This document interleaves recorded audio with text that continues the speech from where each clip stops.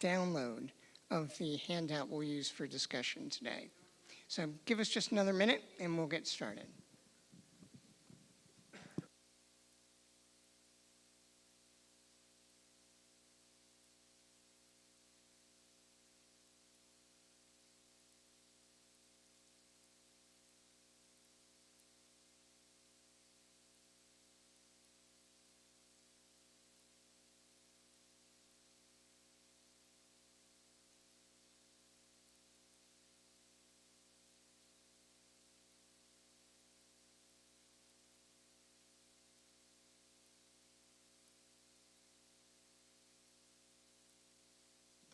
Bum, bum, bum, bum. Everybody. Bum, bum, bum, bum, bum, bum, bum, bum, bum, bum. Bum, bum, bum, bum, bum, bum. All right, so first of all, welcome everybody. I'd like to thank some people for inviting me to join you tonight for the adult education here at Congregation Bris Shalom, especially Sarah Norris. I appreciate the invitation. And I'd really like to thank all of you for coming today to hear me. I appreciate that. Zach over there is our Zoom Gabby, who is doing the filming. I appreciate that. And a special thank you to Melissa Magenheim for the support for posting and help putting this all together. All right, so today is the third of our Are Genes Jewish in the series. And as I said, each one is an independent unit that should stand on its own. And today's unit is no different. However, those of you who have participated or watched the YouTube videos will see that we are going to use some of the foundational texts that we have before, but I'll catch you up on them.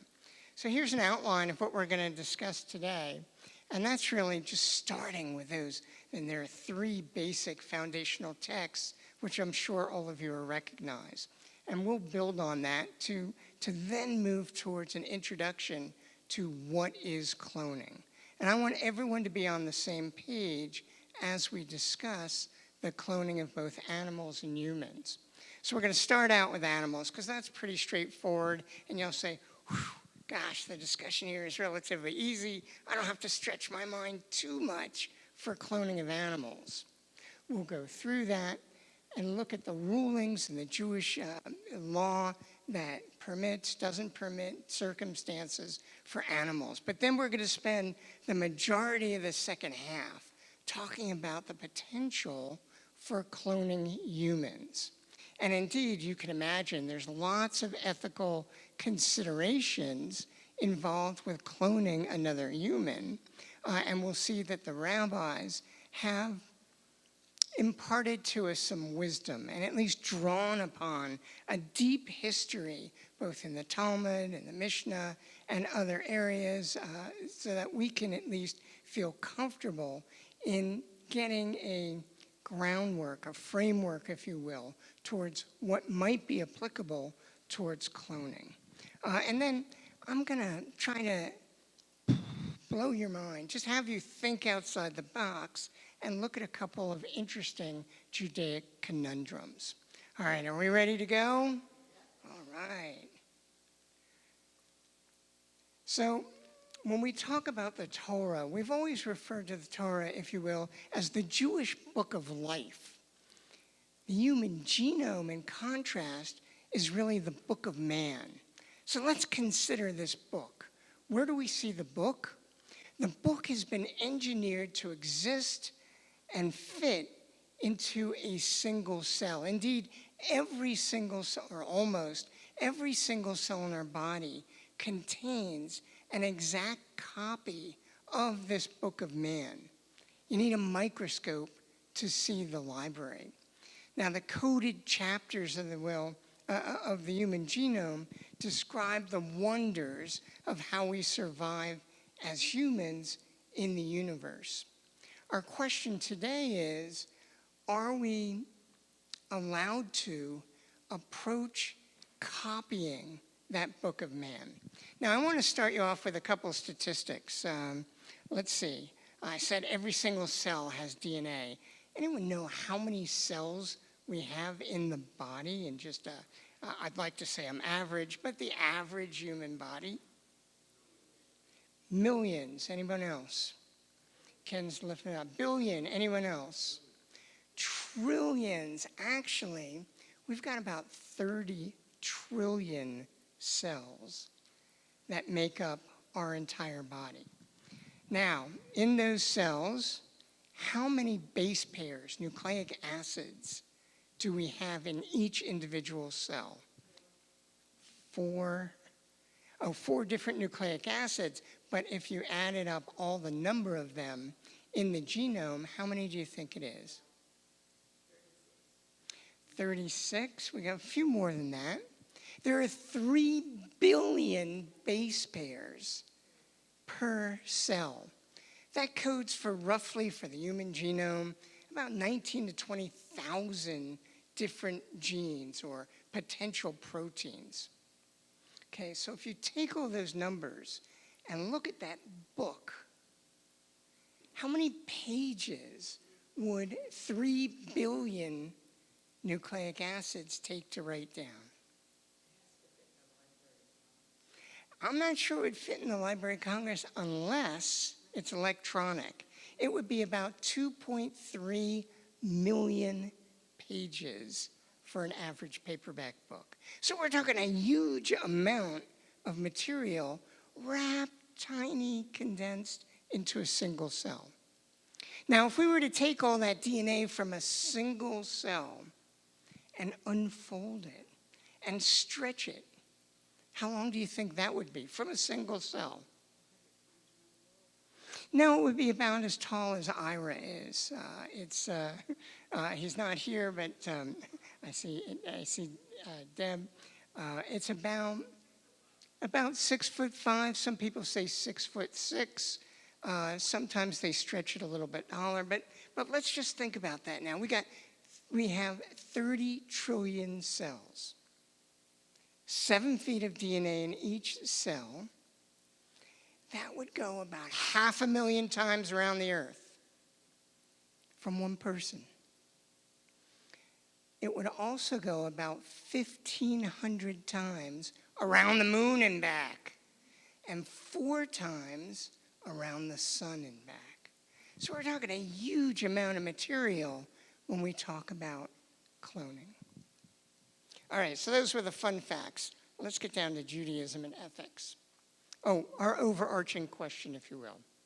So really what we're trying to address today is, does copying chapters from this huge book of man conform to the laws of Judaism and the ethical codes which are outlaid in the Torah? Caveat, we're here to look at what the rabbis say, what the texts say. We're not here to judge whether cloning is right or wrong.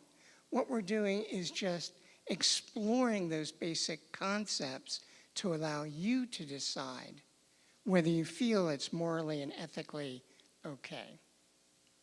Okay, so let's start off with our foundation again, and you'll see that these foundational units are similar to ones we've seen before, because basically what we're looking at is the ethics of manipulating those building blocks of God's world, right?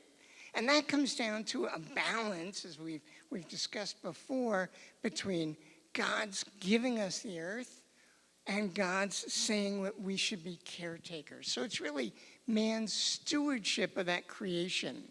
In Genesis 1:28, God said, "Be fruitful and multiply, fill the earth and subdue it."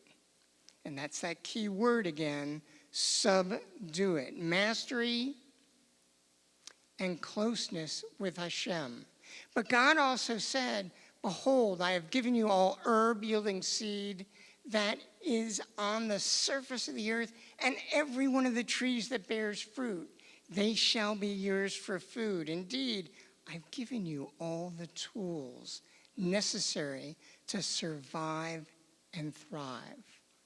So what we have then is a balance between we're caretakers of the natural world, where perhaps we should refrain from getting close to being God and giving life, to that over mastery of the world, which the injunction at the beginning of Genesis had all those elements given to us for us to use as we populate the earth. Okay, so everybody follows me on those two, that fine balance between steward and mastery. Okay, so I want to throw out another basic foundational tenet, if you will, and this is one that kind of overrides all of the medical discussions we might have, but it will apply again today. And that's the theory, the hope, the desire for pikuach nefesh, and that's saving a life. It's the principle in Jewish law that the preservation of human life overrides virtually any other religious obligation. So I want you to keep those three ideas in mind as we go through our discussion. Okay, so cloning. We all know about cloning from Star Wars, right? Question. Here. On that previous slide, it said virtually, and that implies that there's a time when it doesn't override. Gosh, I love it when people pay attention. Thank you. Yes, there are times where saving one life at the expense of others might not be permitted. Last time we talked about risk, and we talked about potential risk. And there's a fine line between the activity and a potential for an activity. So there are some circumstances where pikuach nefesh may override in a single instance, but not for the entire group. And we'll just leave it at that. Okay, so let's turn to cloning. I want to make sure everybody understands what the process is. So I put together a little definition, and then we'll see how it works. Really, cloning is a technique that allows a producing of a genetically identical duplicate of an organism. This can be done by lots of different ways, but really cloning is the copying of the complete genome of something without the help of fertilization. Yeah, there are some big words up here, parthenogenesis, reproduction, but it really means that what we're going to do is we're going to copy somebody's genome without the use of fertilization. So let's take a look at the process. The process here, we're going to start with a female sheep. We'll call it female number 1. And that female has eggs, ovum. What we can do is take one of those ovum outside of the sheep and then remove the DNA. And what are we left with? We're left with an empty husk, an ovum, a shell. Now we could take another individual, and let's say this is the ram, the sheep that is married to the first sheep, just for fun. And we can take the DNA from the cells or a single cell from that sheep, remove it, and then insert it into the empty ovum. So what we've done is we've repopulated the male DNA into a carrier, if you will. We can then activate it and implant that DNA-filled ovum into a surrogate female, and that female will then carry it to term. And when the new baby arrives, it is really an exact genetic duplicate of the DNA donor. Okay, everybody with me on this process? Okay, I'm just going to be sure. We're going to go back and do it again. Just so you know, we take an ovum, an egg, we remove the DNA. We then have an empty shell, which we can populate with another person's DNA, put it into a surrogate after it's activated, and that gives birth to a clone, which has identical DNA to what was taken from the donor. So the donor would be this one giving DNA. And this would be the clonee. I saw another hand.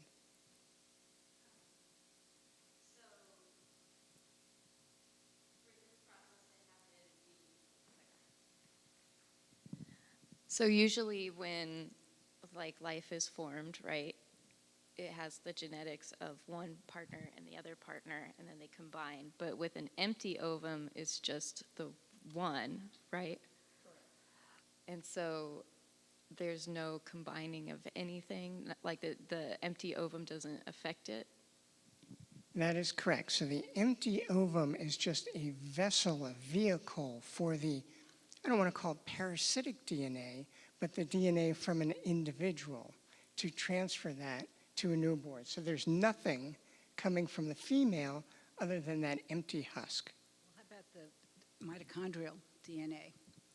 So what we have as a scientist in the room, there is something called mitochondrial DNA. And when we take the genome out of the mother's egg, when we empty the DNA, there's still the mitochondria, the energy-producing factories, if you will, in the cell. They do contain a little bit of DNA, but that's not DNA that is going to recombine and assist with the majority of the genes. In fact, those ones are going to make up some unique proteins that we're not going to consider at this time because it's not really cloning per se. It doesn't add to that effect. Good question. Okay, so I'm going to put one more thing on this. This is basically the same slide where we can actually take not just the event done once to produce one genetically identical individual, but what we can do in the laboratory is we can put it in and allow the cells to divide before we put them in the surrogate. So you allow the cells to divide, you separate the cells, and then you take lots of different surrogates, and you can implant that same genome in multiple carriers. And what you're left with is multiple clones. So now when you're thinking Star Wars, how did we get all of those armies of clones? It's because the cells were separated and then put into or matured all on their own. Everybody with me? Nancy? Okay, well, if there are questions, we'll... Okay. All right, so let's take a look at a historical perspective. And we're going to start now with animals. And you'll see this one's pretty straightforward. In March of 1997, a sheep was cloned in Scotland. How many of you remember Dolly? Yeah, everybody knows about Dolly. DNA cells from an adult sheep were fused with that unfertilized, empty ovum, then implanted into a surrogate mother, and Dolly was carried to term. Dolly was an exact genetic copy of the DNA that was implanted, the owner of the DNA that was implanted from that adult cell. Since then, it hasn't stopped. Cattle, cats, deer, dogs, horses, mules, oxen, rabbits, and rats have all been cloned. So you can see the technology has actually expanded at quite a rapid pace. Question? How long did Dolly live for? Dolly actually lived almost a full lifespan. It was very, very close. There's some technicalities in the process where it's something in the chromosomes called telomeres, and the telomeres shorten a little quicker than normal. Some of these laboratory animals and testings, that isn't the case, and they live now a full life. Okay, now one interesting point, and that is even a rhesus monkey was cloned. We're getting a little closer, aren't we? However, there's a caveat to that. They cloned the rhesus monkey in a different manner, slightly different technology.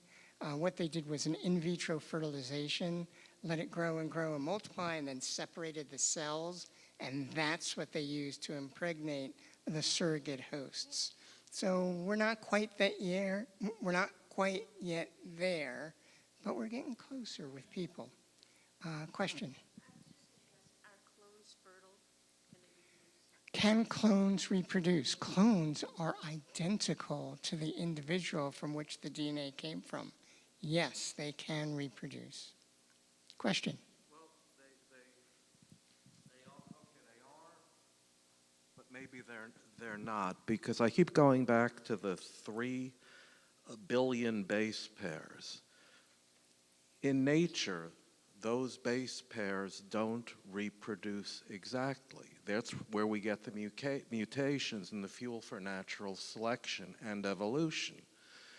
And if that happens naturally, to say that we have a perfect copy is really a lot of hubris, because mistakes can and will be made. Thank you. I want you to keep that in mind when we get to some of the questions in humans. Yes, all cells in our body replicate, divide, and in fact, we don't start. The product as you age in your cells is likely a very tiny bit different from when you started due to mutations, misreplication, etc. Let's consider that as a minor point, but bring it up again later on. We see we're going to have some examples where that might apply. All right, I'm going to keep moving on this. Judaic scholars knew that new technology, whether it be in farming, agriculture in the old days, or now with modern science, is something that we should look at closely. Indeed, a person without knowledge is surely not good. He who moves hurriedly blunders. But they did take some time to discuss whether the cloning of animals should or shouldn't be done, or whether it even conforms to Jewish law. In 1998, a year after Dolly was born, Rabbi Mordechai Halpern, who heads a Jewish institute studying Jewish law and medical research, indicated that unlike the formal Christian position, Judaism maintains that cloning might be allowed under strict supervision. Just like kashrut, we have supervision. Kashrut has a defined set of laws that you have to follow for something to be kosher. Perhaps that needs to be established for clones. Rabbi Halpern also stated Jewish law permits genetic research and animal cloning. Indeed, even at this early stage, he was in favor of animal cloning. Rabbi Yaakov Weinberg, dean of Ner Israel Rabbinical College in Baltimore at the time, found no halachic objection to the basic cloning concept. That's not an endorsement, but it's not a rejection. Indeed, Jewish law, if you look at cloning of animals, does not rule it out. Indeed, and this goes back to the Pikuach Nefesh, if the use of the cloned animal was for medical purposes, then it's acceptable. Because the general stance for man is that you should use all the tools you have available to save a life. Let's take sorry. So the bottom line is, if the technology does have the possibility of healing due to Pikuach Nefesh, you're almost obligated to go ahead and take advantage of it. Are you with me? So it looks like from those rulings and from some others that Judaism isn't against it, even if it didn't come out and totally endorse it. What about humans? Let's take it up a notch. Cloning humans and the Jewish perspective is a different animal, if you will. Rabbi Michael Brody wrote a beautiful essay serving as the preliminary inquiry into cloning. And he states that there's really 3 areas that we must address prior to doing human cloning. The first issue is the most important in his eyes, and that's whether the cloning process is 1, permissible, mutar, prohibited, asur, or a good deed. Could it be a mitzvah? Let's take a look at them. In support and against to mutar, permissible, Rabbi Israel Lifshitz stated, and this goes back 19th century, anything which we cannot find for a reason to prohibit is permissible without justification. And there's some evidence and support for that in the Talmud, saying that if the Torah did not specifically identify it, as wrong or not allowed, then the potential for use is there. Let's take a look at an example for a sore. Rabbi Menachem Hamari ruled, and now this comes from the 14th century Talmud, that anything done by a natural method, one that we can understand, is not considered magic. And magic was forbidden, but this is the opposite. So perhaps it's not prohibited. On the flip side, anything that reduces biodiversity should be avoided. And this comes from the Mishnah. Now, what a quandary here, and we haven't touched mitzvah yet, as you can see, but we're going to come back to mitzvah. How's that? All right, let's take a look at the other two, and that's the second issue. Discusses the familial status of an individual, either produced or reproduced through cloning, and what's its relationship to other humans or even members of a cloned person's family. They could be. Mums are, am I allowed to say that on YouTube? We're going to address that specifically. Thank you. And then there's that final issue that was brought up, and that examines the conduct that is permissible even, or whether it's a mitzvah. And we'll take a closer look at that. Okay, so now let's look at cloning of humans. And I want to go through the basic procedure and process mechanics again so we're all on the same page. Now we're not dealing with an animal, we're dealing with a woman. Woman number one has eggs and ovum which contains DNA, but we remove the DNA and we're left with an empty ovum. Her husband or another man or another individual, we can take that from that donor, take that DNA, isolate it, and put it into that empty carrier vessel. We can then take that activated DNA-filled ovum, put it into a surrogate, another woman, and have her carry the child to term. This gives birth to a baby that is a clone of the DNA that was donated. Question? Can it be the other way, that they empty the sperm from the male and can it be that way? Good question. So can we reverse the process and start with a male and put it and use his natural cell's ability and then take a female DNA and do it the opposite way? The answer is no, because men have sperm. You can't use the casing of the sperm, if you will, as a vehicle, an element to hold the DNA. What you have to do is naturally, a sperm would fertilize an egg, and that egg would continue in the development process within the female anatomy of the individual. But you could take DNA from a woman and put it into that empty shell and clone a woman by reversing, so to speak. A couple quick questions.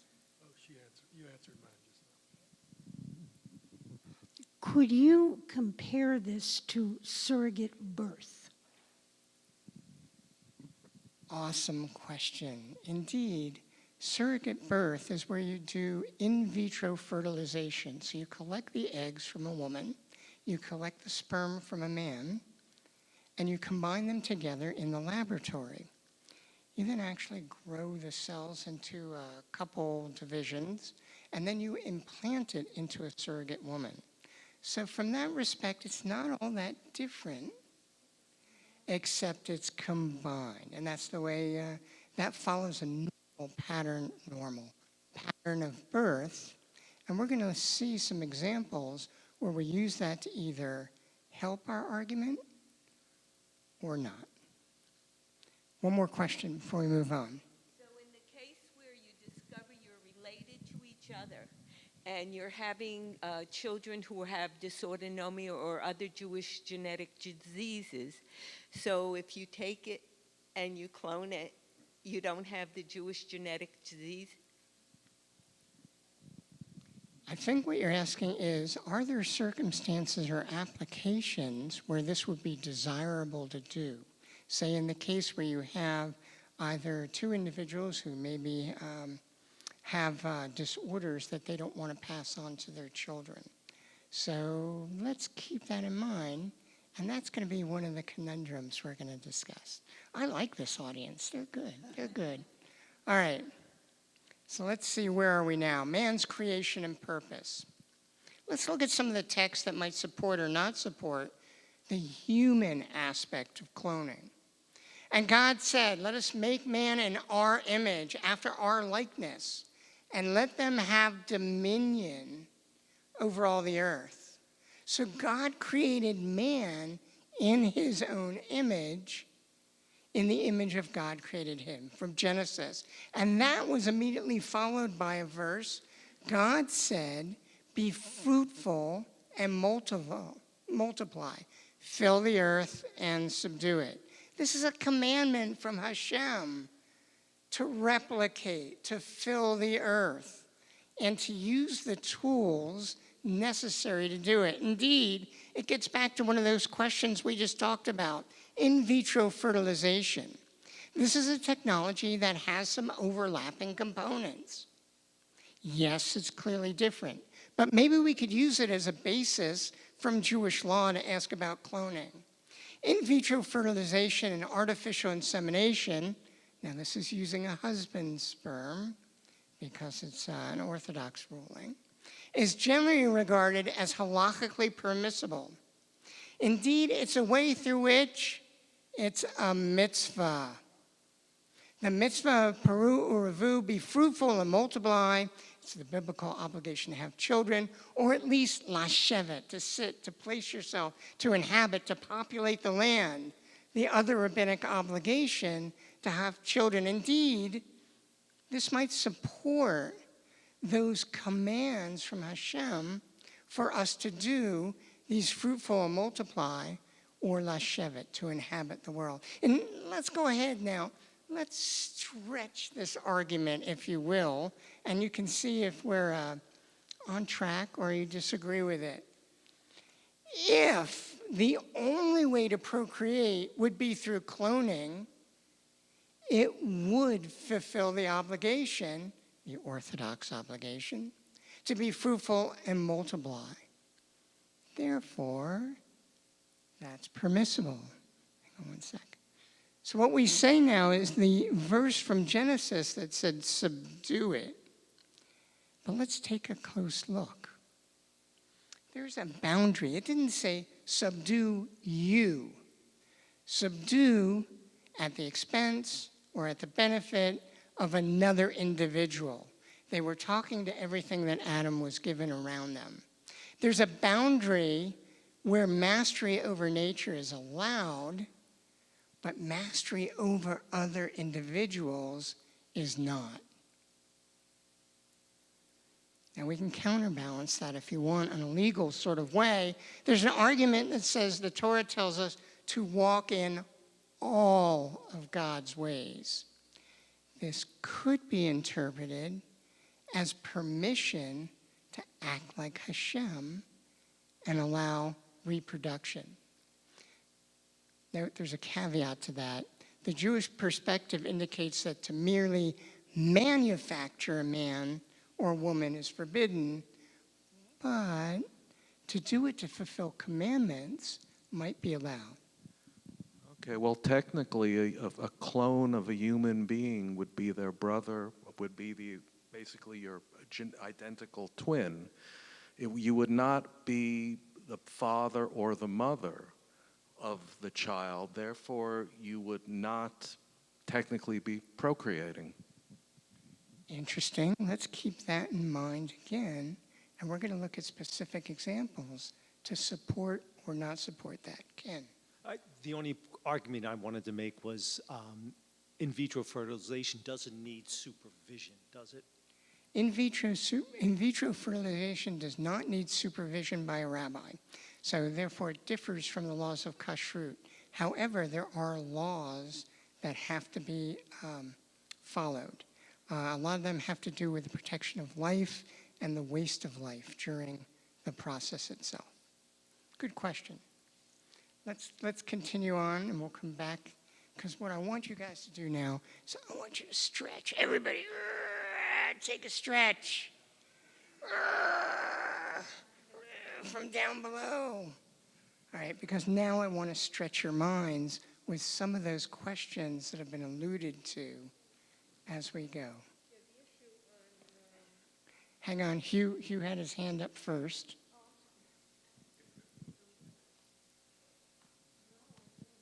So in the previous slide, you used terms like subdue and manufacture, which evoke a feeling of we are doing something that goes against nature or goes against the order of what ought to be. But there's nothing, when I look at this, there's nothing that seems inherently that different from in vitro fertilization, where we're already manipulating genetic material. And I kind of get the sense that a lot of these sort of strongly negative perspectives are just perspectives and not necessarily reflective of anything that factual.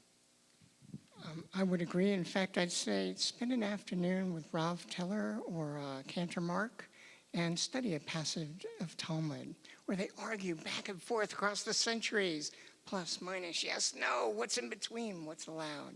And that's typical of most Jewish concepts and ideas. Question? Did I miss somebody? Gail. So some Christians believe that IVF, they consider it problematic because many different embryos are created, but you only need a certain number of embryos. And if they're unused, they could be destroyed. Is that an issue for the rabbis? We're going to keep politics, American politics, out of this right now, but it is an issue, and it is an issue that the rabbis grappled with, and that's one of the questions and conundrums we're going to approach. Now, I want to approach these questions, and I may cut off some of the audience participation while we go through it in terms of direction. I still want your participation. In terms of direction, I have a series of questions we're going to go through that may help you formulate whether you individually agree or disagree with some of the Judaic rulings on this. So let's start with this one. Would a clone be unique? We've heard about the potential for uniqueness with mutations, but how many of you think a clone would be unique? How many of you do not? We have about an equal show of hands, maybe a bunch of people who think that the clone itself might not be unique. There's an interesting quote from the Sanhedrin. For a man stamps many coins in one world, and they are all alike. But Hashem, the King of Kings, the Holy One, blessed be He, stamped every man in the mold of the first one, but not one of them resembles this man. So there's support from Jewish law that although we may look the same as people or maybe the same to aliens, each one of us is unique. Leslie and then Eric. Well, does that mean that there's part of God in each of us? We'll look at that question next, won't we? Eric. Human beings are not just a product of their genes, they're a product of their environment, how they're raised. Very good. How many of you have read Boys from Brazil? A couple of hands. It's an older book where they tried to copy Hitler's DNA into clones. Nature versus nurture. Just because you're genetically identical doesn't mean that you'll turn out different as you grow, as you age, as you experience the world. But that may not answer the question of whether that person is an individual. He might just be split. Let's come back to that again. So let me ask you, would a clone have a Jewish soul? Does a clone get a neshama? How many of you think yes? Quite a few. How many of you don't? All right, so actually we have it's pretty close. It's about 60 to 40%. The clone would have to be carried by the surrogate and be born, right? And what I've heard is that's when the neshama is. So when is the soul given? Upon birth is the classic Judaic answer. I actually asked this question to a friend of mine who's an Orthodox friend who is quite a scholar in his own right, and he said souls are interesting. A soul is not one soul, but rather it's two souls together. And yes, every person has a soul, but there's a matched soul from that person's mate. And you have to have a match to have a true neshama in the individual. We can address this in lots of different ways, but if we just look at the basics, perhaps a neshama is only given to a human created by God when you have that partnership between those two matched souls. But perhaps implantation is good enough. In fact, those of us who have had children through in vitro fertilization can easily argue that conception in the laboratory led to a valid human soul-containing individual. Let's take a look at this a little bit closer, if you will. So let's balance the argument. Would the clone have an entirely new neshama? Or are we simply breaking apart the neshama from the individual, the donor? Well, it's the basis of Jewish thought that every individual has a unique soul. Each human has a totally unique combination, Eric, this goes back to you, of talents, skills, sensitivities, and perceptions due to their environment. It's that diversity which defines us as precious, defines us as human indeed. Even if you don't think it has a soul initially, by the time it's become unique due to circumstances, maybe it acquires a soul. Who knows? The Talmud said Adam was created alone so that each person should say, for my sake, the world was created. That my sake, my neshama, is the reason we are here. Identical maternal twins are basically just two of the same eggs that go on individual development. They each contain identical DNA, identical genetic material as the other. Who would argue against a natural twin not having their own soul? Anyone? I certainly wouldn't. All right. We're still a little muddied on the neshama thing, but we're going to let you stay muddied. And I'm going to move on to a different aspect. And that's an aspect that Sarah brought up earlier about the family structure. And what is the family structure of a clone? Because cloning interferes with that basic procreation itself. Well, we can look at some of the past technologies and see how they fit in. Prior advances have only enhanced the ability to conceive about bringing a fetus to term. Egg and sperm donations allow otherwise sterile men and women to conceive. In vitro fertilization, we discussed, it helps when there's ovulatory dysfunction. And surrogate motherhood allows women who lack the ability to sustain gestation a way to have children. But there's more to that in that the Jewish legal tradition has a method already in place to describe the familial status of an individual born in a surrogate mother. Children conceived by in vitro fertilization in a test tube and implanted into a surrogate host mother are the legal children of the surrogate. Now, what do I mean by legal there? By legal, I mean that to be Jewish without conversion, you must have a Jewish mother. So if the surrogate was Jewish and brought the clone to term, that clone would be Jewish. If the surrogate wasn't, then in the eyes of the Orthodox law, you would have to, there are some other principles you'd have to apply. So the act of cloning conception is not legally significant in this example. Rather, to be a Jew, you have to be born from a Jewish mother, and that's that, irregardless of cloning. Further support for a gestational mother, and I found this one very interesting. Let's consider a woman where she had an ovarian transplant and then got pregnant. Well, the ovaries produced eggs that are not genetically identical to the mother. It's from whoever the person was who donated that organ. But if she marries and conceives, who would argue that those children are not hers, that she carried to term? Okay, I want to take a closer look at this because it actually gets complicated, interesting, and I hope you'll follow this. We're talking about the Jewish mother and even father of the clone. The normal sequence of egg and sperm uniting is forming a new life, but we're circumventing it. Rather, what we have is this, and the author called it parasitic DNA, that takes a ride on that empty ovum into the individual. So let's look at some circumstances. Let's say it's a Jewish father.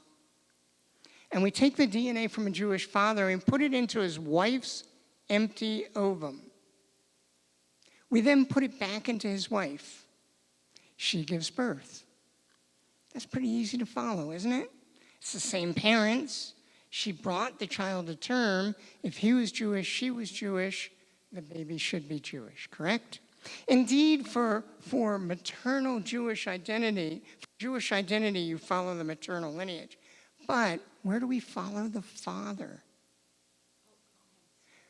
Kohen, Levi, Yisraeli. You need to know the father's status so that you could follow the lineage of where you fit in the tribe. So what's the relationship of the clone? If the clone's genetic material comes from a male,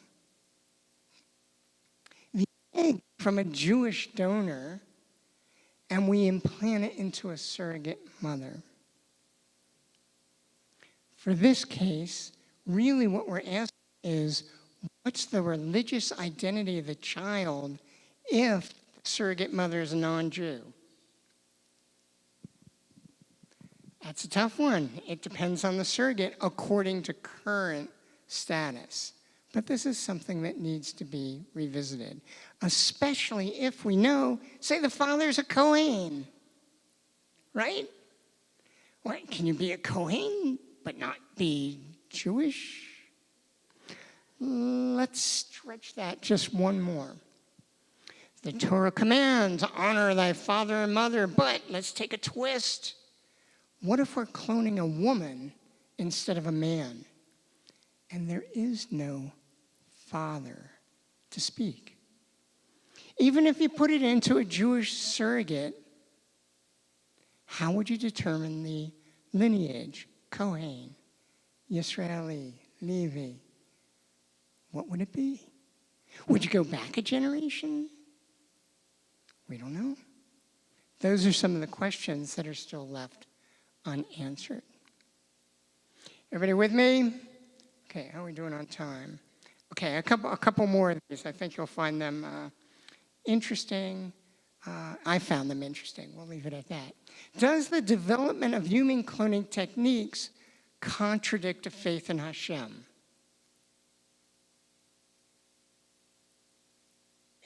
This, they're pretty clear on the answer. Definitely not. The technique makes use of information in the world that already exists. It's there. We're just finding it now in the 21st century. Under no circumstances can a clone be regarded as the formation of an entirely new entity. Indeed, it's just a way to copy an existing entity. Should the technology of human cloning be prohibited because it represents undesirable interference with nature? Another good question with a subtlety, but according to Jewish view, we're not only permitted, but in fact, sometimes we're obligated to build a perfect world in every way we can for human benefits. So we can clone from that point of view as long as it doesn't involve any mechanism, technique, process that involves prohibited actions. So the act itself, as described, does not represent an undesirable meddling. But now you have to look ethically at some of the reasons why we did cloning in the first place. What are the motives? Yeah, great. It would be wonderful if we could clone another Einstein or Michael Jordan.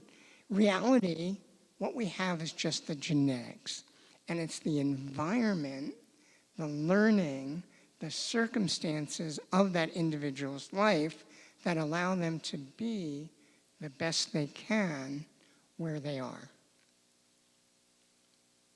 How about medical research? We know it's okay for animals. What about for humans? Actually, this answer was different than one I would have predicted. The answer is if the intention of the technology is to cure an ailment, that would be allowed. So let's picture this. Perhaps you've all heard of stem cells and their potential.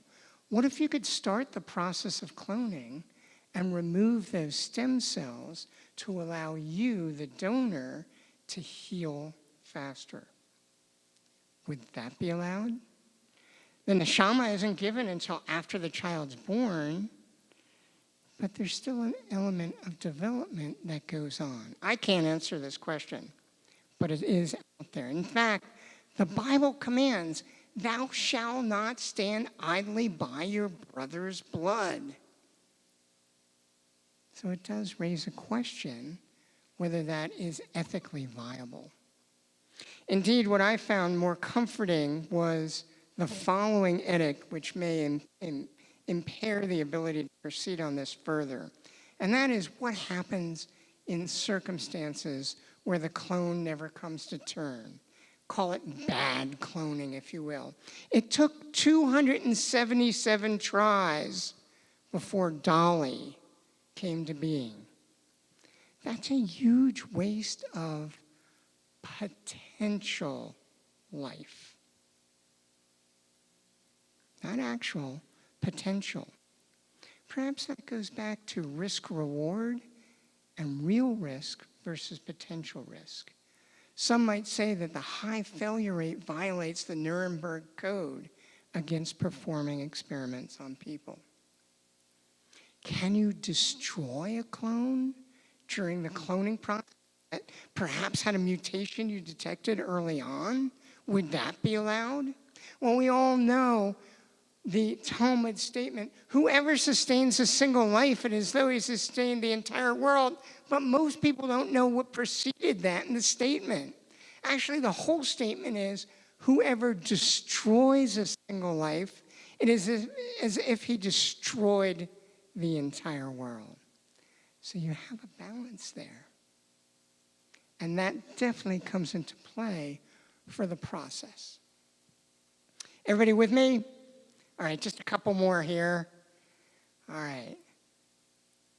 Mitzvah. Would cloning ever constitute a... Perhaps it's permissible, mutar, under certain circumstances. And this comes from an Orthodox viewpoint.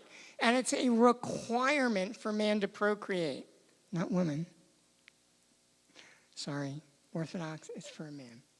Cloning may be a way to consider as an option to fulfill the mitzvah when men have profound infertility. Interesting, but realize that the commandment to be fruitful and multiply limits the obligation only to men. And it does raise a question to me as a conservative Jew.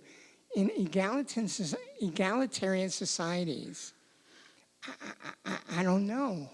Are there circumstances where it would be a mitzvah to clone a woman? And I was unable to find any text to support or not whether that would be a mitzvah to do as opposed to a man. Okay. Let's turn this a little bit Everybody remember the Golem story? Woohoo!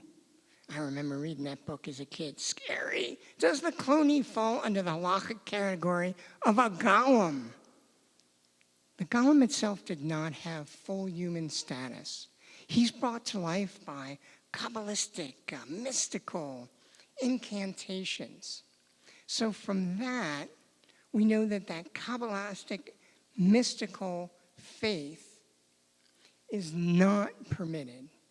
Indeed, cloning is a completely different technology. Chaim Zvi posts that the golem, the Maharal of Prague who made it, he said that the golem itself is so far not considered human as to be not counted for a minion. And indeed, it would be permissible to actually kill the golem. It's not murder because the golem was created mystically with no free will and no speech. No soul. Okay, so here's a good one for you. Was Eve a clone? Bone of my bones, flesh of my flesh. The creation of Eve from Adam. And the Lord God calls to fall a deep sleep upon man. He slept and he took one of his ribs. The Lord God built the rib which he had taken from man into a woman and brought her unto the man. And the man said, this is now bone of my bones, flesh of my flesh. This woman, was she genetics to genetics as well? I don't know. I do know that creating a female from a male is not an exact copy because of the XY chromosome, but with a little genetic manipulation, you could take that XY, separate it, make it into two Ys, and put it in. Would it be too wise to do this? All right. All right, I have a couple other questions we're not going to answer, but I want you to ponder them as we leave the subject. Who should be cloned? Nancy, you would not want two of me, but thank you. Ask my kids why not, if that's the question. Okay, what are the legal rights of a clone? I don't know, but they would have to be defined. Seth?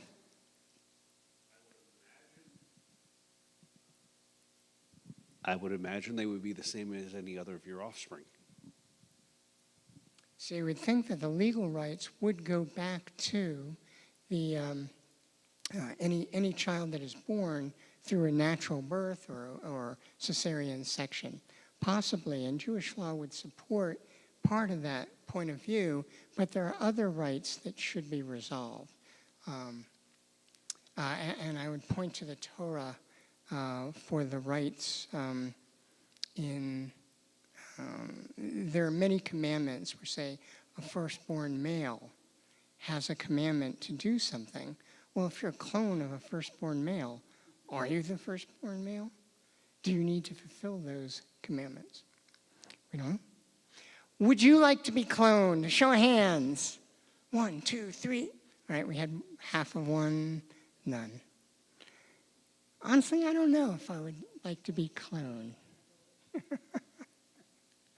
All right, hey, do 10 clones constitute a minion? You laugh.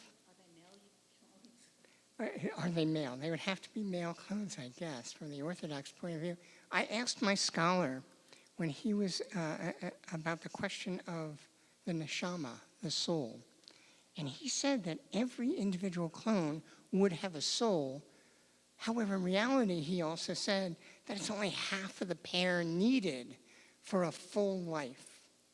And that pair is made up with a mate, and from his point of view, it was a man and a woman, thus allowing them to give birth, fulfill the commandment. But when I asked him this question, he said no. He said that because it would only be half of that original pairing, that the two souls never had a chance to get together in the clones, and therefore they wouldn't be allowed to be counted for a minion. So I countered back and said when a child has a bar mitzvah and he's 13, he's counted for a minyan. He doesn't have a matched soul yet. He didn't have an answer for that. I didn't have another question for him. Worked out well. All right, can we clone a dead person?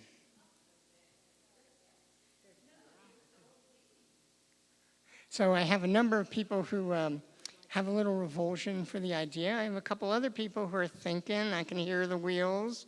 Wouldn't it be great if Einstein, when he just passed away, we could get some of his DNA and maybe keep the lineage going?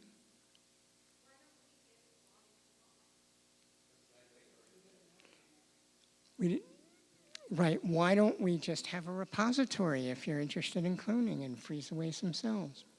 Interesting. Is it wise to have identical people inhabiting the planet? We have one person, absolutely.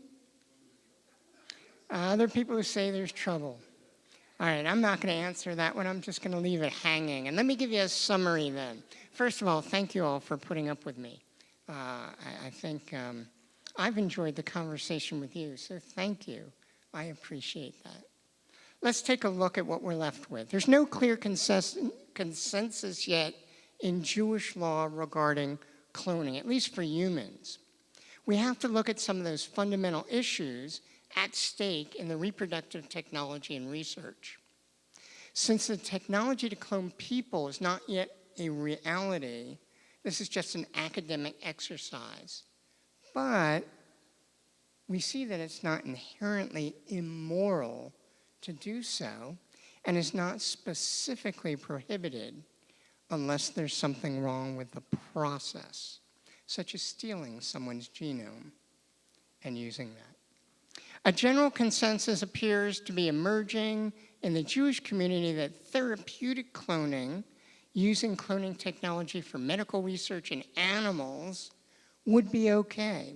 So if I could take a pig that is genetically engineered, look how I'm bringing back some of this stuff, genetically engineered to make human insulin, in essence, I should clone that bioreactor to make lots of human insulin. Perhaps that would be a circumstance that would be okay. Infertility, we do techniques already for humans. Perhaps this is okay. But simply reproductive cloning, using the technology to copy people in general without a just cause, that appears to be a no-go. In 2016, I'll leave you with this, the Israeli Knesset extended a law against human cloning. Indeed, the first law came out in 1998. I believe it was 98 or 99. And they let it go through 2016, where they upped it again, and they just said the law still holds through 2020. I looked and looked and looked. I could not find if Israel decided to put that law again on the books. My Hebrew isn't good enough to go back to the judicial system in the Knesset and the bodies that reign, but up through, and I assume now, it is considered no human cloning. All right, as before, it is hoped that you will use this class as a stepping stone to open up a dialogue with your clergy and community, determine what Judaism's response should be regarding cloning. Thank you very much, and if you have any questions, I'd be happy to address them. Oh, okay. We'll start over here and move our way over. How would AI affect cloning? Excellent question. How would artificial intelligence affect cloning? I would expect that artificial intelligence would be fantastic for reviewing sequences of DNA to see if there are mistakes inherent in the copying process. You could go so far as to, when AI takes over the world, maybe they'll need people as their minions, and they could do their own cloning, but that's more matrix. We're going to we're going to bypass that. Beverly. I understand we've been looking at this through a Jewish perspective. Are there major differences between how the Jewish people look at all of these interesting ideas and how the government, different governments, including the United States, feels about it? So I'm not going to get into the political discussion of other countries. However, other religions do have their own standings. The only one I was able to come across in recent readings was Christianity, which at the time said no. So I don't know if the last 2 years, I didn't find anything recent in my searches. So I don't know if that's changed, but it initially was a no. In terms of, and so that's, I'm just going to stop there because that's all I really know. I can say that I went back through to see what new has developed. And those of you who look at the sheets, there are a couple articles from the New York Times. There are some lay articles of people who have rehashed information. But the majority of the Jewish law stance and understanding hit a point in the early 2000s, before 2010, where all the issues that were of major importance to those individuals were discussed and rehashed. The writings since maybe 2010, 2013, those are all rehashing of the arguments that were already presented, albeit in a different light. But they haven't come up with new texts that I've run across to support or not. I hope that answered your question, Beverly. I was thinking about the surrogate mother's religion being given to the child. It seems to me that there would be a big influence on the surrogate mother's emotional, physical, hormonal states on the child that she's gestating, and that would make a big difference too. So there you have the identity and the potential already imbued in the born child to be unique and different. So biologically, as scientists, I think I would agree with you on that. Judaic law, I'm not sure how far they comprehend those maternal signals as being different. And someone also mentioned mitochondrial DNA. There is maternal mitochondrial DNA still present, and that may have an influence also, thus rendering unique. So of those, how many billions of base pairs I cited earlier, if there are 1, 2, 3 different changes early on, it's enough for uniqueness. Any other questions?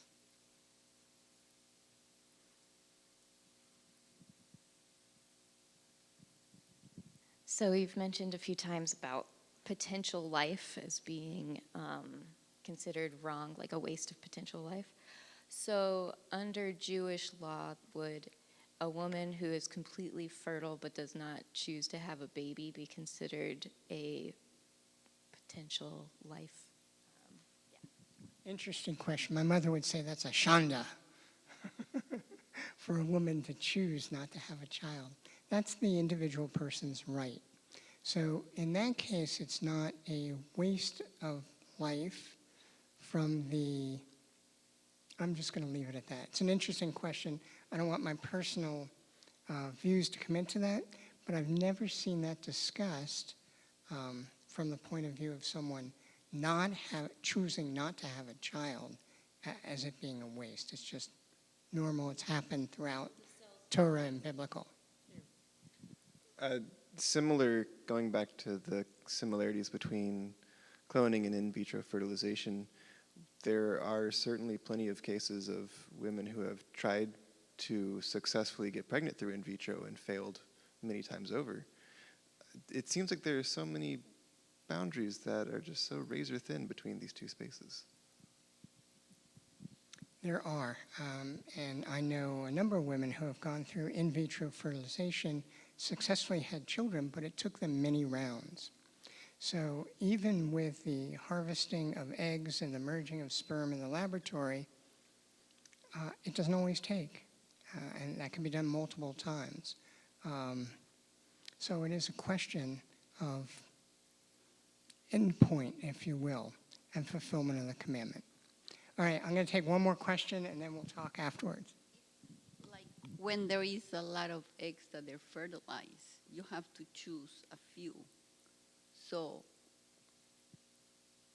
which ones, and they know which ones to choose. Yes, interesting question. In Israel, you're actually allowed to do genetic testing on if you remove multiple eggs from the woman, and let's say you have 10, 12 eggs that you have ready, either frozen or ready to implant. There is a more lenient ruling on selectivity of which ones you would like to put back in. You could think of it, and I'm not saying in Israel they do this, but you can think of it as, do you want to have a male child? Do you want to have a female child? So you could separate out those fertilized eggs, do your genetic testing, male, female, and then just implant the desired strain, if you will. I've heard, but I haven't seen it in writing, that the same thing is done for eye color in certain in vitro fertilization, where they want the child to have a certain physical appearance.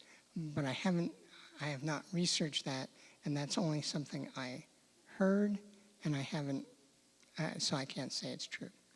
All right, everybody, thank you very much, and happy Pesach.